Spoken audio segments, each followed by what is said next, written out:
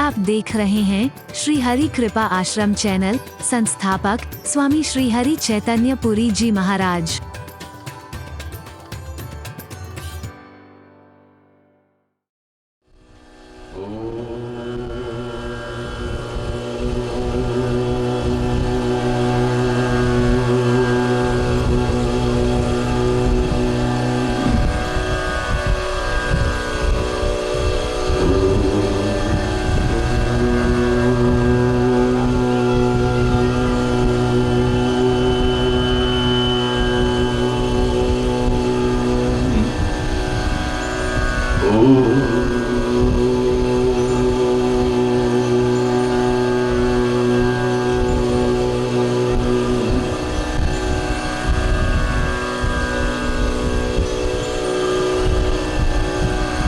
सर्वे भवन्तु सुखिनः।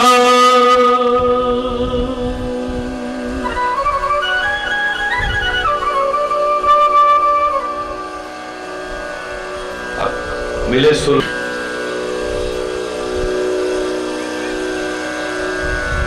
सर्वे भवन्तु सुखिनः।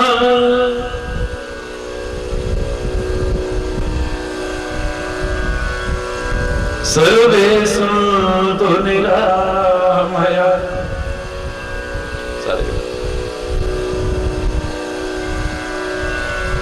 सर्वे भद्राणि पश्यन्तु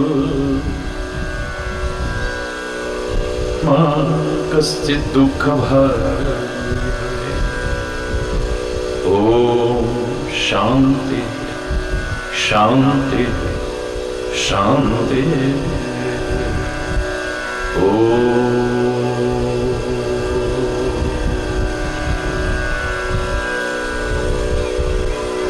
त्वमेव माता स पिता त्वमेव बन्धुश्च सखा त्वमेव विद्या द्रविणं त्वमेव सर्वं मम देव। ॐ शान्ति शान्ति शान्ति। ॐ चैतन्यं शाश्वतं शान्तं व्योमातीतं निरञ्जनं नादबिन्दुकलातीतं तस्मै श्री गुरवे नमः। ॐ शान्ति शान्ति शान्ति। जिस घर में हुआ आरती चरण कमल चितलाए,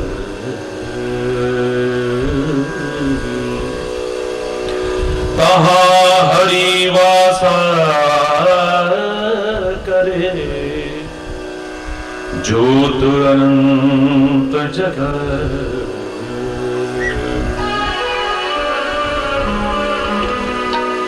जहाँ भगत कीर्तन करे,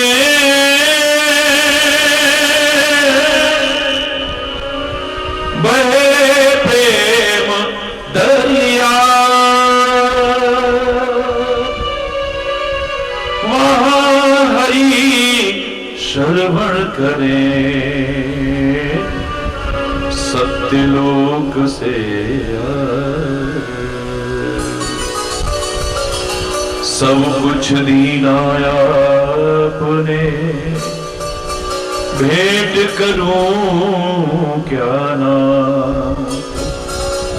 नमस्कार की भेंट लो, जोड़ू मैं दोनों।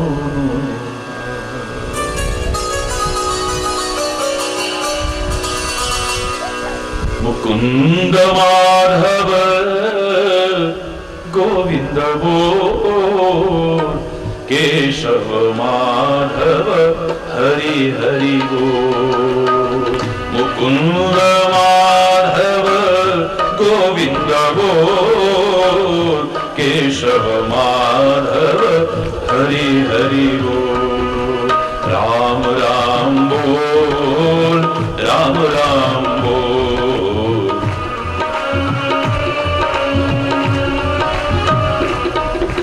राम राम बोल, राम राम बोल। राम राम बोल, राम राम बोल। श्री कृष्ण कृष्ण बोल, कृष्ण कृष्ण बोल। कृष्ण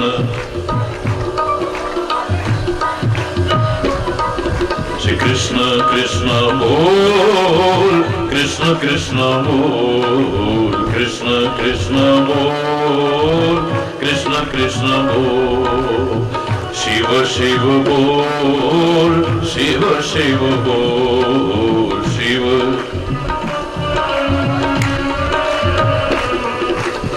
शिव शिव बोल, शिव शिव बोल। शिव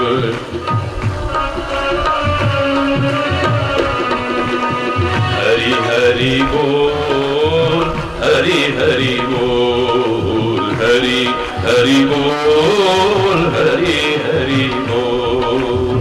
हरि हरि बोल, हरि हरि बोल। हरि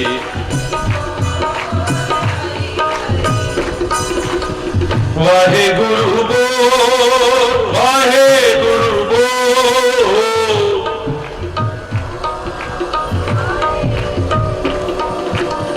वाहे गुरु बोल, वाहे गुरु बोल। वाहे गुरु बोल, वाहे गुरु बोल। राम राम बोल, राम राम बोल। राम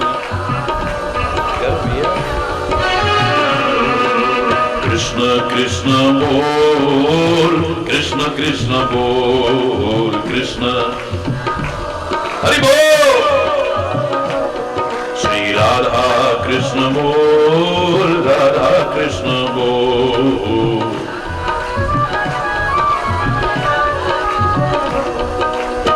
शिव शिव बोल, शिव शिव बोल। शिव शिव शिव बोल, शिव शिव बोल। शिव जय माता दी बोल, जय माता दी बोल। जय माता दी बोल, जय माता दी बोल।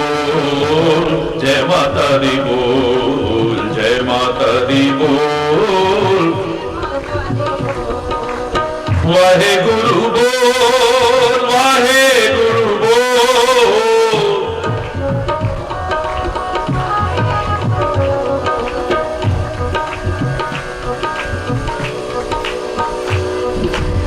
वाहे गुरु बोल, वाहे गुरु बोल।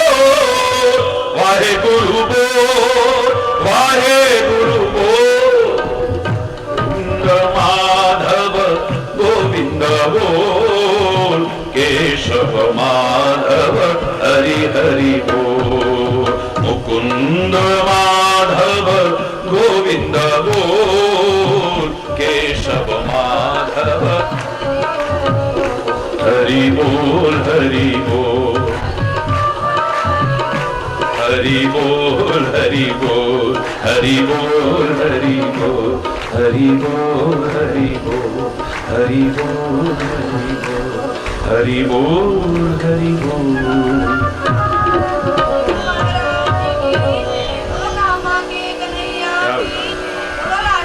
हरि बोल, हरि बोल। जोर से बोलो और जोर से बोलो। वो सौभाग्यशाली हैं आप और हम सभी जो उस परम पिता परमात्मा की असीम अनुकंपा से ये सौभाग्यशाली क्षण प्राप्त हो रहे हैं। मैंने हमेशा कहा है, बाकी सब कुछ कोई भी हासिल कर सकता है, चाहे धर्म के मार्ग पर चले न चले, सत्य के मार्ग पर चले न चले, अच्छाई के मार्ग पर चले न चले, न्याय के मार्ग पर भी चले न चले, भक्ति के मार्ग पर भी चले न चले, लेकिन दुनियावी बाकी सारी चीजें लोग हासिल कर सकते हैं। किसी ने कहा भी है कि शुद्ध दारा धन लक्ष्मी ये तो पापी के मुंह हो, ये तो पापी के घर में भी हो जाता है।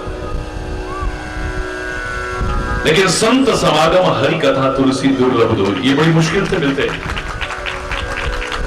जब द्रवे दीन दयाल तब साधु संगत पाइए।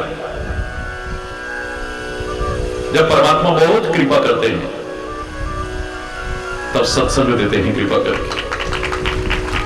रामायण में भी कहा है कि बिन सत्संग विवेक न होई, पर राम कृपा बिन सुलभ न सोई।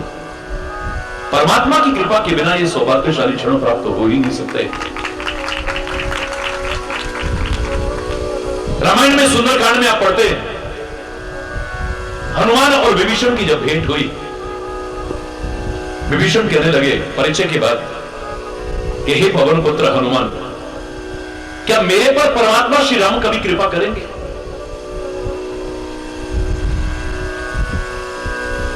वो सौभाग्यशाली दिन कब आएगा जब परमात्मा मुझ पर कृपा करेंगे? संत कई बार इशारा करते हैं और समझदार के लिए इशारा ही काफी है। ना समझ को तो थप्पड़ भी मारो तो कोई फायदा मिलने वाला नहीं है। विभीषण की बात समझ में आ गई, तुरंत विभीषण की वाणी बदल गई। कहता मैं क्षमा चाहता हूं कि मैं कह रहा था भगवान कृपा करेंगे। जो रघुवीर अनुग्रह कीना, तो तुम मोहि दर्श हठ दीना। हे भवन पुत्र, अगर परमात्मा ने कृपा न की होती तो लंका जैसी अपवित्र नगरी में तेरे जैसा भक्त, तेरे जैसा संत जबरदस्ती आके दर्शन न देता मुझे। संत के तो दर्शन भी सारे पापों को नष्ट कर देते हैं, दुखों को नष्ट कर देते हैं। हाँ, क्षमा चाहते हुए कहूंगा कि अब दर्शन कम होते हैं, प्रदर्शन ज्यादा है। हरि बोल। दर्शन कम है, प्रदर्शन ज्यादा है, दिखावा ज्यादा है, आडंबर ज्यादा है। पंडाल बड़े सुंदर बनते हैं, मंच बड़े भव्य बनते हैं, लेकिन संदेश की दिव्यता नजर नहीं आती। क्षमा चाहते हुए कहना पड़ेगा।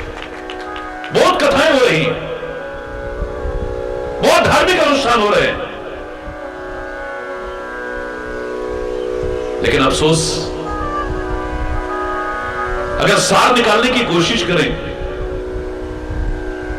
तो छूछ के अलावा कुछ बाकी मिलता ही नहीं है। ज्यादातर कथाओं में बस यही चलता रहेगा कि इतने लाख के मेंबर बनो, 11,000 उसने दिए, 21,000 दूसरे दिए, 51,000 उसने दिए, उसने वो दिए, उसने वो दिए, उसने वो दिए, उसने वो दिए। यहां से क्या लेके जा रहे हैं किसी का ध्यान ही नहीं है। तुमसे लेने का ध्यान है, तुमको देने का ध्यान नहीं है। जबकि ये तो वो दरबार है, दाता का दर है, भिखारी का नहीं। यहां से तो तुम झोली भर के ले जाओ। संत का दर, गुरु का दर, परमात्मा का दर, दाता का दर है, भिखारी का नहीं। लेकिन आज लगता है कि भिखारियों के दर हो गए। अभी बोल, क्षमा चाहते हुए कह रहा हूं, यहां से तो चक्रवर्ती सम्राट भी आकर के झोली फैला करके कुछ लेके जाता है। दुनिया का बड़ा से बड़ा समझे जाने वाला भी यहां छोटा बन करके, नीवा होकर के अपनी झोली फैला करके, हाथ फैला करके मांगता है और अपनी झोली भर के ले जाता है। आज दर्शन नहीं हो रहा, प्रदर्शन ज्यादा हो रहा है। अभी बोल, हे पवन पुत्र हनुमान, तेरे दर्शन हुए मुझे, और संत के दर्शन, एक सच्चे भक्त के दर्शन परमात्मा की कृपा के बिना हो ही नहीं सकते। मैं कह रहा था कृपा करेंगे, कृपा तो हो गई। एक बार कहा था कभी कृपा करेंगे। गलती की क्षमा याचना करते हुए विभीषण 2 बार कहते हैं कृपा तो मुझ पर हो गई है। फिर दोबारा कहते हैं अब मोहि भार रोस हनुमंता, बिनु हरि कृपा मिलहि नहीं संता। ऐ पवन पुत्र हनुमान, अब मुझे पक्का भरोसा हो गया है कि उसकी कृपा के बिना संत मिल ही नहीं सकते हैं। संत विशुद्ध मिलहि पुण्य ही, राम सुकृपा विलोकहि जेहि। एक सच्चे संत की प्राप्ति तभी होती है जब परमात्मा कृपा की दृष्टि हमारे ऊपर डालता है। अब तुम यहां से क्या ले सकते हो, इट डिपेंड्स ऑन यू, आप पर निर्भर करता है। यहां बहुत कुछ मिलेगा, बहुत कुछ, शायद आपने कल्पना भी ना की उससे ज्यादा मिल सकता है। लेकिन आप क्या ले सकते हो, यह गहराई से विचार करिएगा कभी। हरि चैतन्य के पास क्या और कितना है, ये इतना महत्वपूर्ण नहीं है। संतों महापुरुषों के पास क्या और कितना है, ये इतना महत्वपूर्ण नहीं है। रामायण, गीता, कुरान, गुरु ग्रंथ, बाइबल में क्या और कितना है, ये ज्यादा महत्वपूर्ण नहीं है। वेदों में, पुराणों में, उपनिषदों में क्या और कितना है, ये ज्यादा महत्वपूर्ण नहीं है। पर तुम क्या और कितना ले सकते हो, ये ज्यादा महत्वपूर्ण है। सागर में तो अथाह जलराशि है, लेकिन तुम्हारा बर्तन ही छोटा है तो कोई क्या करेगा। हरि बोल रहा, जोर से बोल रहा, और जोर से बोल रहा। और उसमें भी यहां कृपा की बारिश हो। अभी सत्संग प्रारंभ नहीं है, उससे पहले वो वाली बारिश भी हो गई ना। बड़े तड़प रहे थे, उस गर्मी से राहत मिली। लेकिन यहां जो प्रेम की वर्षा होगी, ज्ञान की वर्षा होगी, ग्रंथों की और अमृतवाणी की वर्षा होगी, अगर इसमें भी नहा लिए ना तो अंदर के भी सारे ताप न मिट जाए तो कहिए।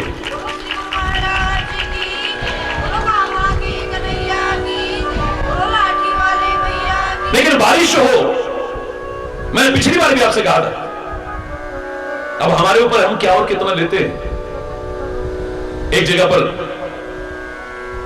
पानी की बड़ी दिक्कत हो गई, नलों में पानी आना भी बंद हो गया, खुद जो लगा रखे थे वो भी सूख गए, पानी का साधन कोई बचा ही नहीं। घरों में ढेर लग गया झूठे बर्तनों का, गंदे कपड़ों का। पोछा लगाए भी बहुत दिन हो गए, धोना तो बहुत दूर की बात, नहाने के लिए नहीं होता है, पीने के लिए वो बोतलें खरीद खरीद के ला रहे थे, जैसे तैसे गुजारा चल रहा था। अचानक उमड़ घुमड़ करके घनश्याम आ गए, यानी काले काले बादल आ गए। मन में बड़ी खुशी हुई, कुछ तो राहत मिलेगी ना।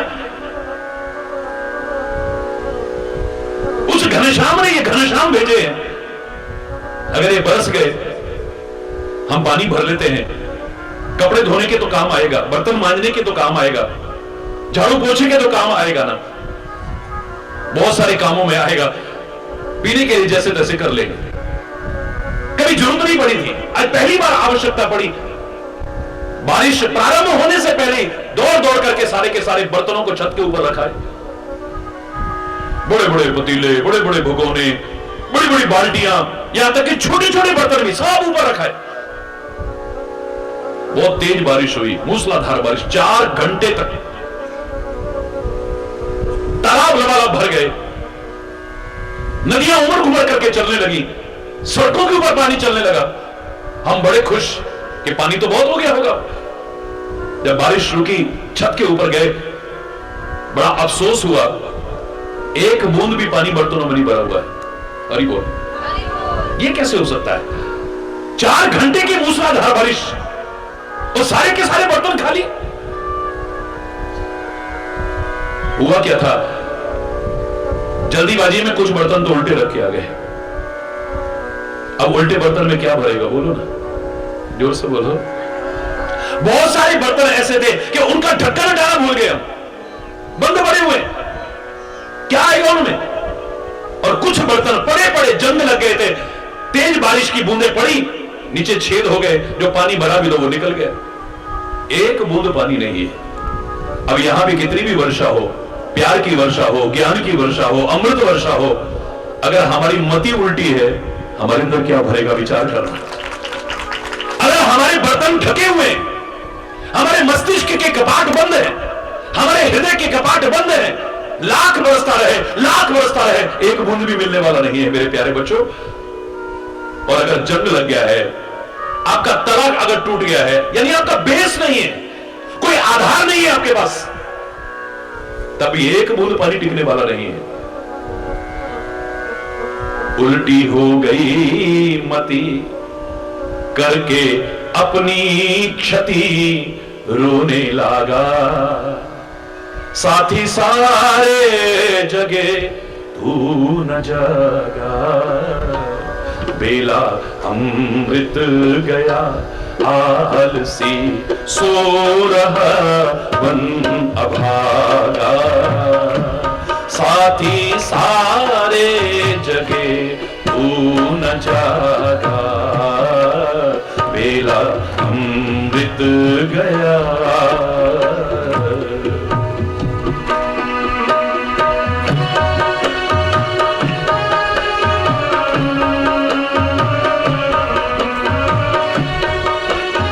हरि बोल।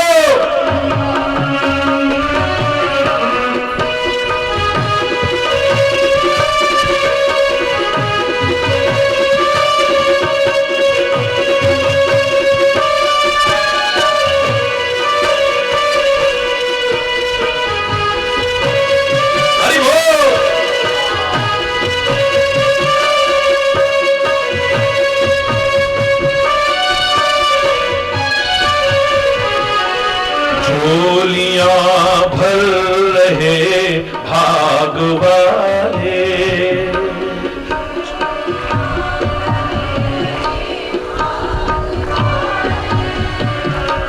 लाखों पतितों ने जीवन संभाले, लाखों पतितों ने जीवन संभाले।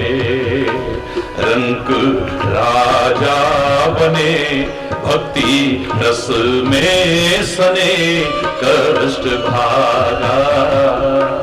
साथी सारे जगे तू न जागा, बेला अमृत गया आलसी, सो रहा बन अभागा। साथी सारे जगे तू न जागा, बेला अमृत गया।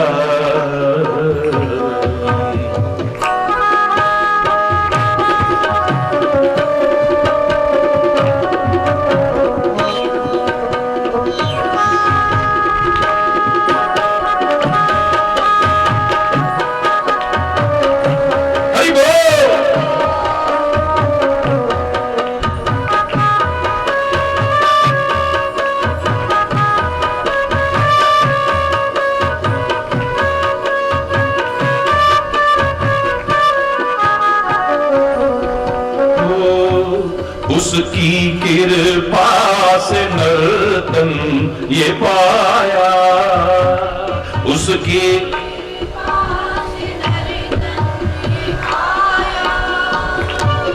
आलसी बन के सब कुछ गवाया, आलसी बन के सब कुछ गवाया। उल्टी हो गई मति, करके अपनी क्षति रोने लगा। साथी सारे जगे तू न जागा, बेला अमृत गया आलसी, सो रहा बन अभागा। साथी सारे जगे तू न जागा, बेला अमृत गया।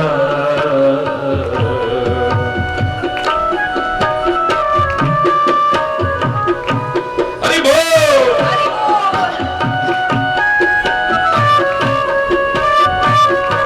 सर से ऋषियों का ऋण ना उतारा, बेला अमृत गया ना संभाला।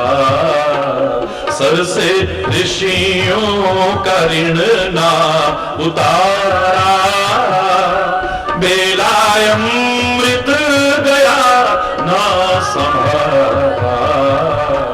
हंस का रूप था गदला पान पानी पिया बन के कागा, साथी सारे जगे तू न जागा, बेला अमृत गया आलसी सो रहा बन अभागा, साथी सारे जगे तू न जागा, साथी सारे जगे तू न जागा, साथी सारे जगे तू न जागा, साथी सारे जगे तू न जागा, साथी सारे जगे तू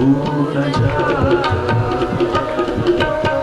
अगर उल्टी हो गई मती तो फिर भी झोली खाली रह जाएगी याद रखना। अगर हमारे कपाट बंद रहे, हमारे हृदय के, हमारे मस्तिष्क के, कितनी भी अमृत वर्षा होती रहे, यहां कितनी भी ज्ञान की वर्षा होती रहे, कितनी भी प्रेम की वर्षा होती रहे, खाली रहेंगे, एक बूंद नहीं आएगी याद रखना।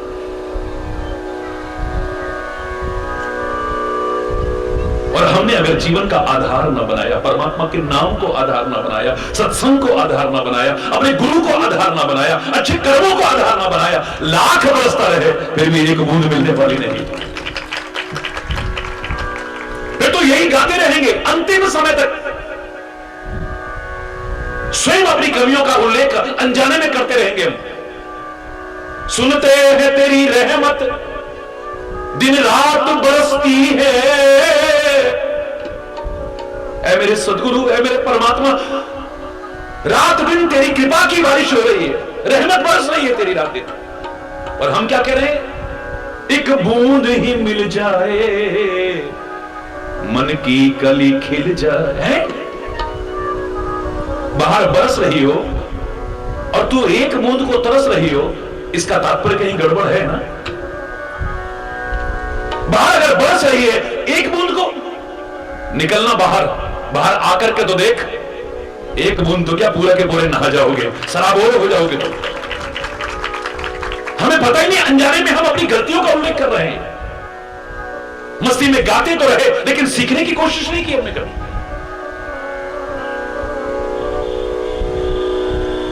सागर में क्या कुछ नहीं है, लेकिन कोई जाता है सागर का फोटो खींच लेता है बस। कोई सागर के साथ खड़ा होकर के अपना फोटो खींचा लेता है बस। कोई थोड़े से कपड़े ऊंचे करके अंदर जाता है, थोड़ा सा भीगता है, फोटो खिंचाया, बड़ा खुश होकर आता है। कोई नाव में या पानी के जहाज में सैर करके आनंद ले लेता है, बस उतने में मगन है। कोई मछलियां पकड़ करके खुश हो रहा है, आज इतनी मछलियां मिली, आज इतनी मछलियां मिली, आज इतनी, बड़ा खुश हो रहा है। कोई है जिन खो जाते पाई या गहरे पानी बैठ, वो सीप में से मोती निकाल करके लाता है, अनमोल रत्न निकाल करके लाता है। सागर में क्या कुछ नहीं है, तुम क्या ले रहे हो? किसी की खुशी खाली उतने में हो जा रही है बस। मेरा फोटो अखबार में आगे न जाए हो, बस बस जाए हो, देखा देखा सत्संग मेरा फोटो आया, हरि बोल हरि बोल। महाराज जी ने क्या कहा, उसने क्या सुना, क्या जीवन अपनाया, उसे कोई लेना देना नहीं, वो इतने में खुश है बस। प्रसाद बड़ा स्वाद सी, वो इतने में खुश है। हरि बोल हरि बोल। भाई लंगर आज तो बड़ा चंगा बने, हरि बोल। महाराज जी ने क्या कहा, उसको जीवन में अपना करके जीवन को कहां तक पहुंचाना था। काश इस पर ध्यान होता तो जिंदगी में समझ जाते। 3 तरह के लोग नजर आए मुझे सुनने वाले, याद रखना। इन 30 वर्षों में करोड़ों करोड़ों लोगों के सामने ईश्वर की कृपा से मैंने कुछ कहा है। लोग पूछ रहे थे, आज भी मेरे पत्रकार भाई पूछ रहे थे, महाराज जी पहले आपको राष्ट्रीय पुरस्कार मिला, अभी अंतरराष्ट्रीय स्तर का सम्मान मिला है, आप क्या कहना चाहते हो? मैंने इतना कहा था कि यह सम्मान हरि चैतन्य का नहीं, ये तो भारत और भारतीय संस्कृति का, जो होता रहा, हो रहा है और आगे भी होता रहेगा, इसे कोई रोक नहीं सकता है। यह हरि चैतन्य का सम्मान नहीं। हरि चैतन्य अपने बारे में ये कहने में भी संकोच नहीं करेगा कि मुझे कौन पूछता था तेरी बंदगी से पहले है? मुझे कौन पूछता था तेरी बंदगी से पहले, मैं तुम्ही को ढूंढता था इस जिंदगी से पहले। एक खाक का जर्रा था, क्या थी मेरी हस्ती। एक खाक का जर्रा था और क्या थी मेरी हस्ती। मैं थपेड़े खा रहा था तूफान में जैसे कश्ती, दर दर भटक रहा था तेरी बंदगी से पहले। मुझे कौन पूछता था इस जिंदगी से पहले। हरि बोल, हरि बोल। मैं था इस तरह जहां में जैसे खाली सीप होती। हां मेरी बढ़ गई है कीमत क्योंकि तूने भर दिए हैं मोती। ये तो मैं साफ साफ शब्दों में, कोई संकोच की बात नहीं है, खुले शब्दों में कह सकता हूं। ऐ मेरे परमात्मा, ऐ मेरे प्यारे सदगुरु, जे तू न पड़दा बा। ये जड़ जीव आज चैतन्य बना हुआ है और दुनिया भर में चैतन्यता जागृत करने लायक बना है। ये तो मेरे गुरु की कृपा है, मेरे परमात्मा की कृपा है, संतों की कृपा है, और कुछ नहीं। जे तू न पड़दा बा असारुर जाना सी, सानू किते ना मिलदी था असा मर जाना सी। जे तू न पड़दा बा असा रुल जाना सी, सानू किते न मिलदी था असा मर जाना सी। जे तू न पड़दा बा।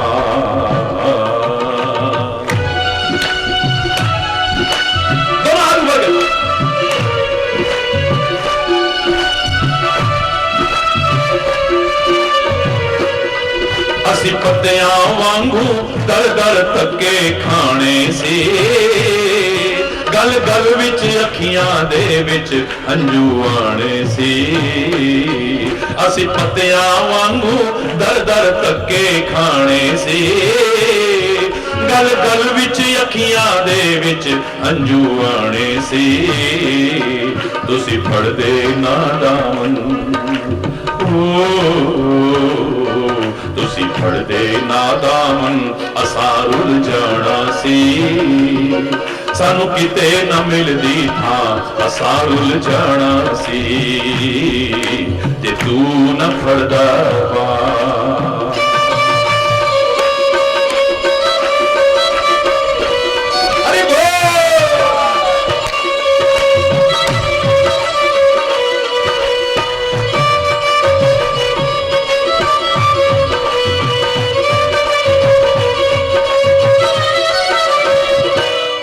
ना हसदी खेलदी होंदी ए जिंदगानी सी, ना हसदी खेलदी होंदी ए जिंदगानी सी।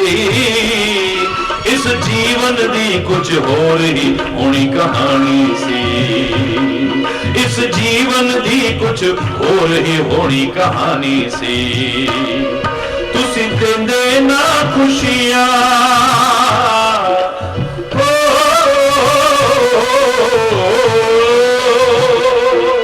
तुसी देंदे ना खुशियां असा रुल जाना सी। किते न मिलदी था असा मर जाना सी। तू न फड़दा बा।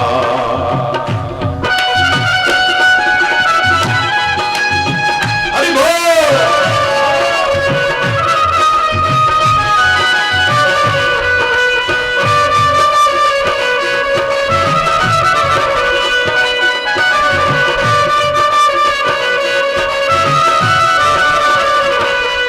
भावें किन्निया होन जवाना गुण नहीं गा सकते। ऐ मेरे प्यारे सतगुरु, ऐ मेरे परमात्मा, किन्निया होन जवाना गुण नहीं गा सकते। मेरे सतगुरु तुहाडा कर्जा नहीं चुका सकते। मेरे सतगुरु तुहाडा कर्जा नहीं चुका सकते। तुसी कर दे ना कृपा,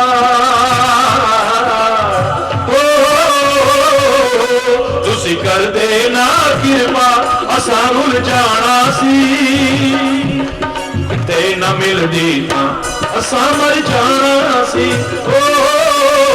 तू न फड़दा बा असा रुल जाना सी।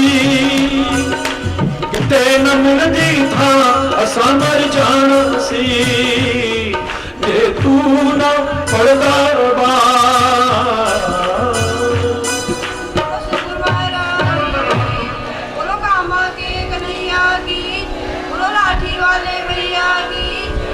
हरि बोल, हरि बोल। ये तेरी कृपा है। ये जो सौभाग्यशाली क्षणों में मिल रहे हैं, ये तेरी कृपा के बिना संभव नहीं हो सकते। सौभाग्यशाली है हम, मानव का शरीर मिला है।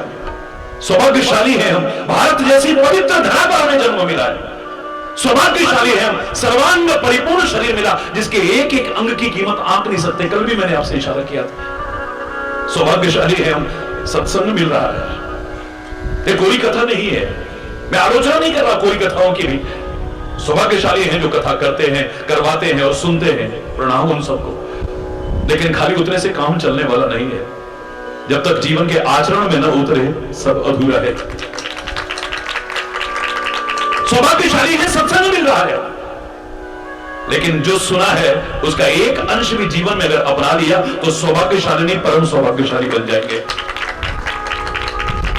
मुझे 3 तरह के सुनने वाले मिले हैं। अब तुम स्वयं विचार करना सुनने से पहले कि आप कौन से श्रोता हो।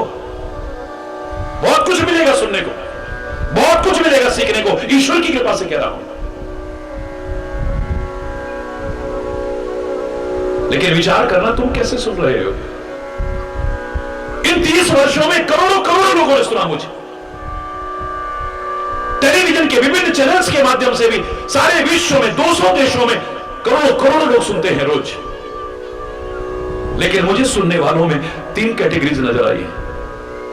क्षमा चाहते हुए कहूंगा, उनके जीवन को देख करके, उनके आचरण को देख करके, उनकी सोच को देख करके, उनके खान पान को देख करके, उनके रहन सहन को देख करके। पहला सुनने वाला मुझे लगा गर्म तवे की तरह। जैसे गर्म तवे के ऊपर एक बिंदु गिरता है, छस करके खत्म हो जाता है, टिकता ही नहीं है। ऐसे ही प्रवचन का बिंदु तो गिरता है, उड़ जाता है, मिलता कुछ भी नहीं है। जैसा आया था वैसा ही चला जाता है, क्योंकि हर समय गुस्से में तमतमाता रहता है, हर समय गर्म तवे की तरह नजर आया मुझे, जिस पर प्रवचन का बिंदु गिरा, गिर करके उड़ गया, हाथ में कुछ नहीं आया। हरि बोल, हरि बोल। दूसरा सुनने वाला जो मुझे नजर आया है, कमल के पत्ते की तरह नजर आया है, कमल पत्र की तरह। जैसे कमल के पत्ते के ऊपर बूंद टिकती है, उसकी शोभा को बढ़ाती, मोती जैसी लगती है कभी देखना, लेकिन जब हवा चलती है तो नीचे गिर जाती है, लुढ़क जाती है नीचे। ऐसे ही इसके जीवन पर प्रवचन का बिंदु गिरता है, टिकता है थोड़ी देर, इसे लगता है बात तो ठीक है, गलत ठीक है जो महाराज जी कह रहे हैं, बिल्कुल ठीक कह रहे हैं महाराज जी, लेकिन आज की हवा में बह जाता है, सब नीचे गिर जाता है, साथ कुछ भी लेके नहीं जाता है। एक गर्म तवे की तरह है जिस पर प्रवचन का बिंदु गिरा और गिरते ही सूख गए। एक पर कमल पत्ते की तरह टिकता है, विचार करता है, लेकिन ज्यादा देर नहीं रह पाता, जरा हवा चलती है तो गिर जाता है, दूर हो जाता है उससे। तीसरा मुझे श्रोता नजर आया है सीप की तरह, जिसमें प्रवचन का बिंदु गिरता है, समाता है और मोती बनकर के उसकी कीमत को बढ़ाता है, उसके जीवन को अनमोल बना देता है। अब तुम विचार करना कि तुम गर्म तवे की तरह हो, कमल के पत्ते की तरह हो, या सीप की तरह अपने अंदर समा करके अपने जीवन को बहुमूल्य और अनमोल बनाने की कोशिश कर रहे हो। विचार करिए, क्योंकि सुनना भी बहुत बड़ी कला है, सुनाना भी मजाक नहीं है, तो सुनना भी मजाक नहीं है। श्रोता वक्ता ज्ञान निधि, कथा राम के गुण। रामायण कहती है कि श्रोता और वक्ता अगर दोनों ज्ञान के भंडार न हुए तो कोई समझ में नहीं आएगा। याद रखना, महाराज जी बहुत कोशिश करते हैं इतना सरल बोलने की, इतना सरल से सरल बोलने की।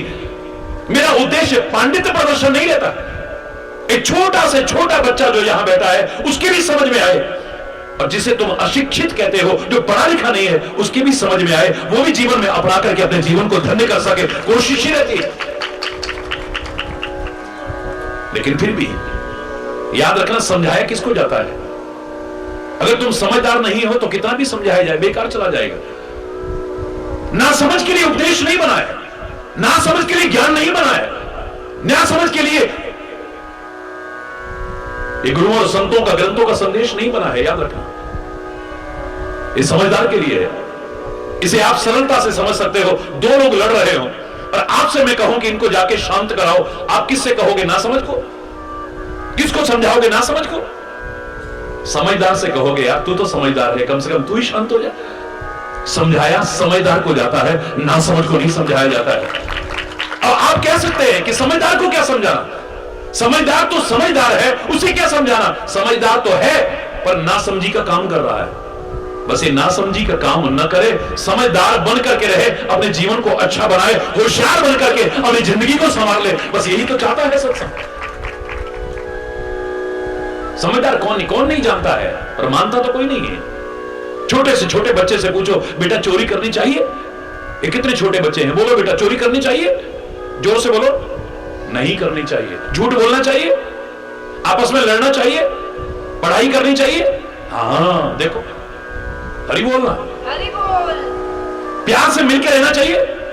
छोटे से छोटे बच्चे से बोल। बड़ों की तो बात छोड़िए, कौन नहीं जानता है? जो यहां सिखाना चाहते हैं, समझाना चाहते हैं, आप सब जानते हो।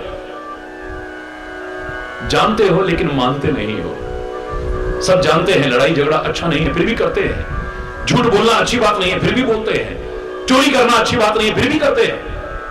विरोध करना अच्छी बात नहीं है, फिर भी करते हैं। घर में कला कलेश करना अच्छी बात नहीं है, फिर भी करते हैं। सत्संग का प्रभाव जो तुम जानते हो उसे मानने लगते हो, बस यही प्रकट होता है। याद रखो, तुम्हारे अंदर वो सामर्थ्य विकसित होती है सत्संग को सुनकर कि तुम जो टिक नहीं पाते थे उस ज्ञान के ऊपर जो तुम्हें है। भीखा भूखा कोई नहीं, सबकी गठरी लाल, या कोई भूखा नहीं है। याद रखना, कोई ना समझ नहीं है, सबको ज्ञान है, आचरण में नहीं है। बस हरि बोल, हरि बोल। और धर्म मात्र अनुष्ठान का नहीं, आचरण का विषय है। जीवन का अभिन्न अंग बन जाए धर्म, हर क्रियाकलाप में उतर जाए धर्म, तो समाज में जो विकृतियां हैं, बुराइयां हैं, कमियां हैं, तुम्हारे जीवन में नहीं प्रवेश कर पाएंगी। चैलेंज करके कह रहा हूं, तुम्हारा जीवन अलग नजर आएगा, अलग। सत्संग मिलने के बाद भी, गुरु की शरण मिलने के बाद भी, परमात्मा का नाम मिलने के बाद भी, भक्ति के पथ पर चलने के बाद भी, अगर जीवन में जो परिवर्तन आना चाहिए ना आया, सब बेकार है। फिर हरि बोल, हरि बोल। जो परिवर्तन आना चाहिए, वांछित परिवर्तन ना आया, बेकार है। फिर लोग तो कहेंगे ये सीखते हो सत्संग में जाके, वैसे तो बड़ा सत्संग में जाते हो, वैसे तो बड़े भगत के भगवान के भगत बनते हो, वैसे बड़े गुरु महाराज के शिष्य बनते हो, वैसे बड़े ऐसे। और ऐसे देखो जरा, सोच देखो इसकी, खान पान देखो जरा, संगति देखो इसकी, कर्म देखो इसके। एक से भी अगर सुनने को मिल गया तो आपने सत्संग को भी लजा दिया, गुरु को भी लजा दिया, धर्म को भी लजा दिया, परमात्मा को भी लजा दिया है। आप भगवान कृष्ण का साथ मिले जिन्हें, वो दुखी रह सकते हैं? जिसके सिर ऊपर तू स्वामी, सो दुख कैसा पावे। जिसके सिर के ऊपर तू बैठा हो, मेरे वाहिगुरु, मेरे परमात्मा, मेरे सदगुरु, वो दुख पा ही नहीं सकता है कभी भी। कृपा कटाक्ष अवलोकन कीनो, दास का दुख विधार्यो। तेरा हाथ पड़ जाए, तेरी कृपा की नजर पड़ जाए, दास के सारे दुख दूर हो जाते हैं। परमात्मा का नाम लेकर के दुख दूर हो जाते हैं, और जिनके साथ परमात्मा हो वो दुखी रहेंगे। फिर क्यों रहे पांडव दुखी? बोलो, मुझे कहना पड़ रहा है, मजबूर होकर के कहना पड़ रहा है। क्यों दुखी रहे वो? क्यों सारा जीवन कष्ट, सारा जीवन संघर्ष, सारा जीवन प्रतिकूलताएं, सारा जीवन मुसीबतों के बादल मंडराते रहे? क्यों? परमात्मा का नाम लेकर के दुख दूर हो जाए। यह साक्षात परमात्मा साथ में रहते हैं, ये भी परमात्मा से प्यार करते हैं, परमात्मा भी इनको प्यार करते हैं। फिर क्यों ऐसा हुआ? परमात्मा की कृपा से या अपने किन्हीं पुण्य कारणों के कारण, पुण्य कर्मों के कारण परमात्मा का साथ तो मिल गया, लेकिन जीवन में जो परिवर्तन आना चाहिए था वो नहीं आ पाया। परमात्मा का संग मिल जाए, चाहे उनकी कृपा से मिले या किन्हीं पुण्यों के कारण मिले, सदगुरु का साथ मिले किसी पुण्य के कारण या उनकी कृपा से मिल जाए। क्योंकि कई बार अपने कर्म ऐसे नहीं लगते कि हम, संबंध तो बन गया, उससे निभा पाएंगे हम। मैं नीवी मेरा सतगुरु ऊंचा, लाते बैठी हमें उचिया नाल मिलाई। हम नहीं निभा पाते, सदके जावा उन्ना उचिया तो जिन्ना नीविया नाल निभाई।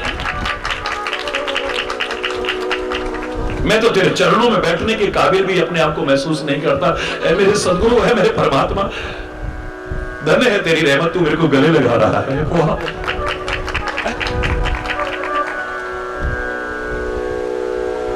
परमात्मा का, गुरु का, संत का साथ मिल गया, इसका मतलब है कि चाहे जैसा जीवन जियो तुम।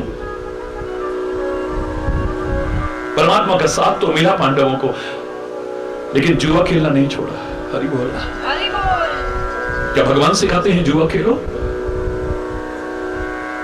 क्या भगवान सिखाते हैं अपनी औरत तक को दांव पर लगा दो? क्या परमात्मा सिखाते हैं कि कोई अगर गिरता हुआ नजर आए तो उसके तीरों के समान चुभने वाले वचन बोलो? धोखा खा करके दुर्योधन गिर पड़ा, ऊपर से द्रौपदी के तीरों के समान चुभने वाले वचन निकलते। देखा, अंधे की अंधी औलाद रही ना, सारी जड़ वहां से पैदा हो गई। मेरा नाम भी दुर्योधन ने अगर भरे दरबार में तेरी भी बेइज्जती करके न दिखाया था, कितना खून खराबा हुआ, कितने अनाथ हो गए, कितनी गोदियां उजड़ गई, कितनी मांगे उजड़ गई, कितनी बहनें भाइयों की याद में तड़पती देखी गई, खाली एक जवान से। मेडिकल साइंस की अगर आप जानी भी, शरीर विज्ञान की जरा भी जानकारी रखते हो, हमारे शरीर का सबसे जल्दी भरने वाला जख्म जवान का होता है। सबसे पहले घाव अगर किसी अंग का भरता है तो जीभ का घाव भर जाता है। शरीर के अंगों में एकमात्र जवान ऐसी है, इसका घाव बहुत जल्दी भरता है, याद रखना। पर इसका दिया हुआ घाव कभी नहीं भरता है, याद रखना। तीरों के समान चुभने वाला वचन बोला है। अब परमात्मा क्या करे? हरि बोल, हरि बोल। दोष परमात्मा तुम्हें, इन्ना तेरा ना लिया फिर भी, इतनी हमने सेवा करी फिर भी। हरि बोल, हरि बोल, जोर से बोल रहा है, हरि बोल। जीवन में जो परिवर्तन आना चाहिए वो ना आया तो विशेष लाभ से वंचित रह जाएंगे। आप भगवान शिव की कितनी भक्ति करोगे? रावण ने जो भक्ति की है, न भूतो न भविष्यति, रावण जैसा भक्त भगवान शिव का न हुआ था न कभी होने वाला है, याद रखना। आज भी भगवान शिव को प्रसन्न करने के लिए तांडव स्तोत्र इत्यादि जो हम गाते हैं, रावण के लिखे हुए हैं सारे। जब शिव रंजनी राग गाता था वो रावण, जो शिव भगवान शिव को बहुत प्रिय है, तो कहते रोंगटे खड़े हो जाते थे। कितना ओम नमः शिवाय का जाप किया है इसने, कितनी कठोर तपस्या की है, अपनी गर्दन तक काट काट करके चढ़ा दी इसने।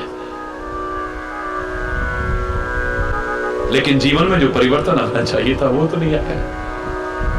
ना तो खान पान में अंतर आया है, न कर्मों में अंतर आया है, न सोच में अंतर आया है। जो अंतर आना चाहिए वो नहीं आया। तो रावण की क्या दशा हुई इतिहास में प्रसिद्ध है। तब से आज तक उसे चैन से नहीं रहने दे रहे, आगे भी नहीं रहने देंगे। हरि बोल, हरि बोल। जो परिवर्तन आना चाहिए वो तो नहीं आया ना। भगवान शिव के हृदय को भी कितना दुख हुआ होगा। इसको मैंने आशीर्वाद दिए, इसको मैंने शक्ति दी, इसको सामर्थ्य दी मैंने, इस पर कृपा की मैंने, इस लायक नहीं है ये। रुद्रावतार है मेरे पवित्र पवन पुत्र हनुमान जी। हनुमान जी आते हैं शिव के रूप, समझाते हैं आकर के। सबसे पहले वही जाते हैं लंका में, पर ये पहचान नहीं पाया। गुरु की तरह सिखा रहा है मुझे, लगता है तेरी मौत आ गई। हनुमान जी कहते उल्टा हो गई कहे हनुमान, मति भ्रम तो प्रकट में जाना। तू पहचान नहीं पाया मैं कौन हूं? तेरी बुद्धि भ्रमित हो गई है, लगता है तेरी मति खराब हो गई है, जो अपने गुरु को नहीं पहचान पा रहा, अपने इष्ट को नहीं पहचान, अपने स्वामी को नहीं पहचान पा रहा है। ये जो तेरे को सिखाते थे भगवान शिव एकांत में सिखाते थे, आज मैं सिखा रहा हूं। तेरे को सोचना चाहिए कि कौन है ये। अब तेरी मौत सुनिश्चित है। कोई भगवान अपने भक्त के घर में आग लगाएगा? बोलो, अरे तुम्हारी आग को भी खुद पान करता है, वही तो भगवान है। तुम्हारे दुखों को अपने ऊपर लेकर के तुम्हें सुख देता है, वही तो भगवान है, वही तो संत है, वही तो सदगुरु है। तुम्हारा धन हड़पने वाला नहीं खाली, तुमसे पूजा आरती कराने वाला नहीं खाली, जो तुम्हारे दुखों को भी अपने ऊपर ले ले और बदले में सब सुख तुम्हें देने की, वही संत हो सकता है, वही सदगुरु, वही परमात्मा है। दावानल को भी पान कर ले जो, वही तो मेरा परमात्मा है। अरे बोल, आज तक इतिहास में कभी आपने सुना कि किसी भगवान ने अपने भक्त के घर में आग लगाई? लेकिन भगवान शिव का भक्त है ये, और हनुमान जी भगवान शिव के रूप में लंका में आग लगा रहे हैं। क्यों? कभी सोचना गहराई से, कभी सोचना।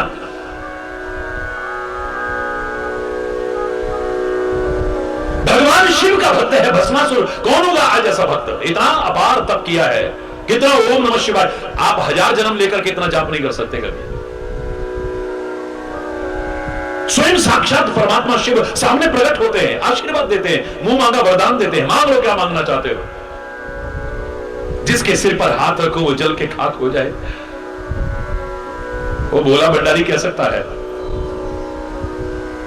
हरि चैतन्य जैसा वहां खड़ा होता तो कहता, कोई और जले न जले पर तू जरूर जल के खाक हो जाएगा, इतना याद रखना। जो दूसरों के लिए खड्डा खोदता है वो उस खड्डे में खुद कब गिर जाएगा पता भी नहीं चलेगा। दूसरों का बुरा करने वाले का और सोचने वाले का बुरा एक दिन अवश्य होता है, इसे मत भूल जाना कभी। कुल्हाड़ी चंदन को काट रही थी और कुल्हाड़ी में खुशबू आ गई। देख करके किसी के मन में शंका आई कि कर्मों का फल मिलता है, पर इसे क्या मिला? इसने तो टुकड़े टुकड़े किए चंदन के, पर इसे तो खुशबू मिली। पहुंचते पहुंचते हरि चैतन्य के पास आ गया। महाराज जी, कहां कर्मों का फल मिला? मैंने कहा बेटा यही तो कहा था एक दिन मिलेगा। लो, इसे तो खुशबू मिलती है जब भी काटता है। कुल्हाड़ी जब भी काटेगी खुशबू। मैंने कहा कब तक काटेगी? जानता है तू? काटते काटते इसका नुकीलापन खत्म हो जाता है, और जब कुल्हाड़ी का नुकीलापन खत्म हो जाता है, इसमें धार लगवाने के लिए लोहार के पास ले जाते हैं, भट्टी में डालता है इसे, और इतने पर सबर नहीं आता, भट्टी में से निकाल करके फिर घन और हथौड़े से चोट मारता है। कौन कहता है कर्मों की सजा नहीं मिलती? एक दिन मिलेगी, मारेंगे इसे, जोर जोर से मारेंगे, फिर घन से हथौड़े की चोटें पड़ेंगी इसके ऊपर। ये तो चंदन की विशेषता है। कोई उसे सूंघे तब खुशबू देता है, टुकड़े टुकड़े कर दे फिर भी खुशबू देता है, घिस डाले फिर भी खुशबू देता है, यहां तक कि जला डालना, राख कर देना, फिर भी खुशबू ही खुशबू बिखेरता है। ये उसकी विशेषता है। लेकिन हमें अपने कर्मों का फल ना मिले, ऐसा हो ही नहीं सकता कभी। भस्मासुर कहता है जिसके सिर पर हाथ रखूं वो जल के खाक हो जाए। तथास्तु कह तो बैठे भोले बाबा, पर मुसीबत पड़ गई गले। कहने लगा ये तो मस्त रहता है, इसने ठीक भी कहा है कि नहीं, इसकी परीक्षा तो करनी चाहिए। चलो किसी और पे क्या करनी, इसी के सिर पे हाथ रख देंगे पहले। हरि बोल। इसके सिर पर ही हाथ रख के देखते हैं कि इसका दिया हुआ वरदान सच है भी कि नहीं है। अब भगवान शिव की तरफ बढ़ा जैसे ही, तो शिव आगे आगे, भस्मासुर पीछे पीछे। हरि बोल।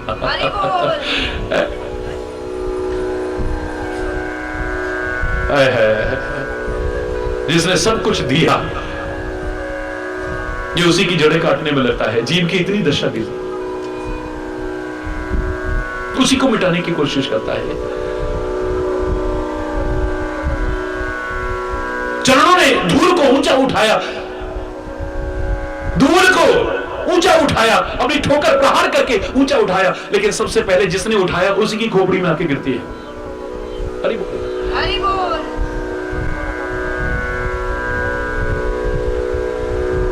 मैं पूरी कथा नहीं सुना रहा हूं, अब तो भगवान शिव प्रार्थना कर रहे हैं कि बचाओ। वो स्वरूप सामने आया, ये ललचाया उसे देख करके, इसका मोह मन में पैदा हुआ, इसे पानी का भाव मन में आया। इसने अपना भाव निवेदन करा कि मैं तुम्हें पाना चाहता हूं। भगवान जो इतना सुंदर रूप बना के आए हैं नारी का, कहते हैं पहले नाच के दिखा, तब मैं तेरी बन सकती हूं। मुझे तो नाचना नहीं आता, कोई बात नहीं, Nothing is impossible in this world.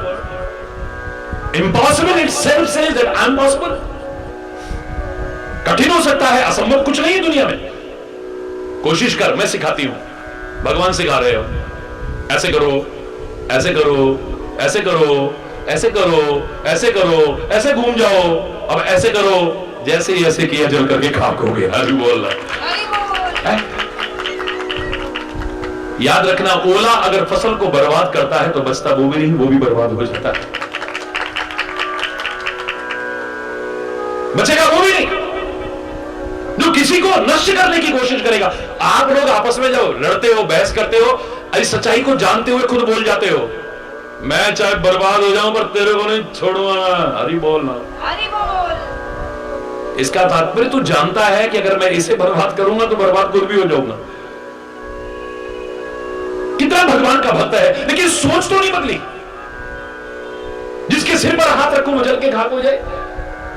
अरे सत्संग मिलने के बाद, गुरु की शरण मिलने के बाद, परमात्मा का नाम मिलने के बाद, भक्ति के मार्ग पर चलने के बाद तो जीवन अलग ही नजर आना चाहिए. लोग कहें वाह वाह वाह, अरे देखो पहले क्या था और अब क्या है. सोच बदली नजर आनी चाहिए. सत्संगी तो अलग दिखना चाहिए कि हाँ ये सत्संग में आता है, इसका जीवन ही अलग है, आचरण ही अलग है, स्वभाव अलग है, खान पान, संगति. हमने सत्य स्वरूप परमात्मा का, सदगुरु का, सत्संग का सेवन करा या नहीं करा, एक ही शब्द में पता लग जाएगा. जिस दिन पुरुष सत्पुरुष बन जाए, जिस दिन हमारे कर्म सत्कर्म बन जाए, जिस दिन वचन हमारे सदवचन बन जाए, जब हमारी संगति सत्संगति बन जाए, हमारा भाव सद्भाव बन जाए, तब सोच लेना कि तुमने सत्संग किया है, सदगुरु की शरण में आए हो और सत्य स्वरूप परमात्मा की शरण ली है आप. वरना तो फिर हरि बोल, जोर से बोलो हरि बोल. और आ जाओ जब उसकी शरण में, उसके आगे दिल खोल के रख देना. बस हरि बोल, हरि बोल. दिल खोल करके रख देना. जो मैंने कल एक शब्द से प्रारंभ किया है, आपके प्रश्न पर ही अपनेपन से फिर वाक्य दोहरा रहा हूं, जो ईश्वर की कृपा से वाक्य उभर करके आया. उस अपनेपन के बारे में बोलते बोलते कि अपनापन हर दर्द की दवा है. हरि बोलना. हरि बोल. लेकिन अपनों के द्वारा दिए हुए दर्द की दुनिया में कोई दवा नहीं. अपनापन रखते हुए अगर कोई दर्द देता है, बड़ी चोट पहुंचती है. वो कसक हमेशा के लिए खटकती रहती है. बहुत दुख होता, बहुत पीड़ा होती है. जिसे हुई जात तन लागे सो तन जाने. उससे पूछो जो इतना अपनापन हमें देता हो और फिर हम उसको चोट पहुंचाएं, उसके हृदय को चोट पहुंचाएं, कैसा लगता होगा उसे. हरि बोल.